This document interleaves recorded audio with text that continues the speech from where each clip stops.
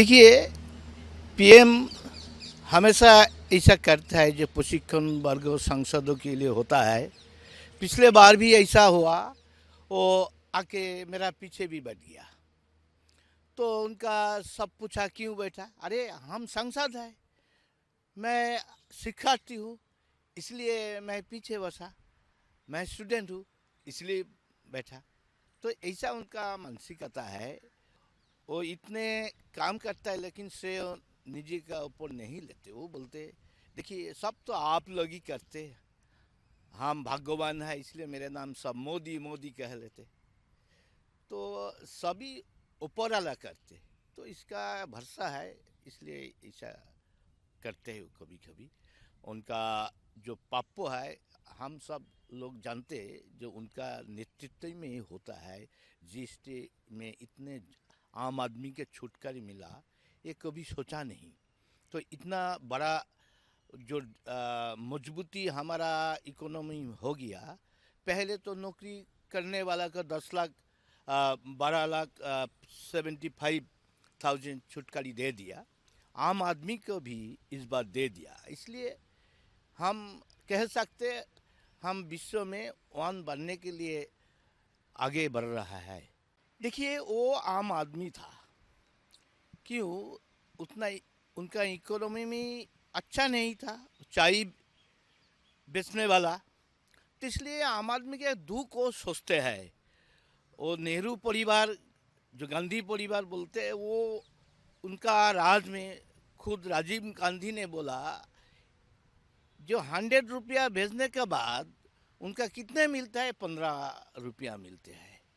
तो मोदी जी ऐसा तरीका निकलाया जो 100 रुपये में 100 रुपये उनका मिलते हैं। तो इसलिए सही आदमी का मिलना चाहिए, जिनका ज़रूरी है ग्राउंड लेवल पर, जिनका दुख है, जिनका कुछ नहीं है, जो प्रोजेक्ट उनका मिलना चाहिए। तो मिलाने के लिए संसद का एक जिम्मेदारी है। वहाँ का स्टेट जो प्रशासन है उनके साथ ताल मिल के कर सकते। लेकिन हमारा बंगाल में तो ऐसा माहौल ही नहीं है। तो तब बोला कोशिश कीजिए जनता को जागरूक करने के लिए। सांसदों का एक काम है, इसलिए करने के लिए कोई बाधा नहीं है। इसलिए उनका उत्साहित किया, सारी आम आदमी का फ़ायदा मिलना चाहिए, इसलिए ये वर्कशॉप हो रहा है। देखिए ये तो हमारा एनडीए गठबंधन का जो उम्मीदवार है वही जीतेंगे। क्यों, हमारा पास अभी ज़्यादा सांसद है, हमारा एनडीए भी अटूट है। तो इसलिए जो हमारा कोई हम कभी चिंतित नहीं है। इस बात तो हमारा ही उम्मीदवार जीतेंगे। क्यों, वोट मांगने के लिए तो राइट सबका ही है। वो ये लोकतांत्रिक प्रक्रिया है, इनका शामिल होना सबका तो ठीक है। इसलिए हम आत्मविश्वासी है जो हमारा उम्मीदवार जीतेंगे। देखिए इलेक्शन कमीशन का एक काम ही है यही। ये क्यों है, उनका खर्चा करके प्रतिष्ठान बनाया जो हमारा संविधान में ऐसा मौका दिया, जो इनका प्रशासन का हाथ में नहीं दिया, स्वतंत्र बनाया। इसलिए बनाया किसी को पक्ष में ना नहीं काम किए। और सही ढंग से लोकतांत्रिक प्रक्रिया रहना चाहिए। जिनका वोट डालना चाहिए उनका मौका मिलना जिस चाहिए। कोई फेक है, उनका हक नहीं है, तब भी वो पॉलिटिकल हित में काम कर रहा है।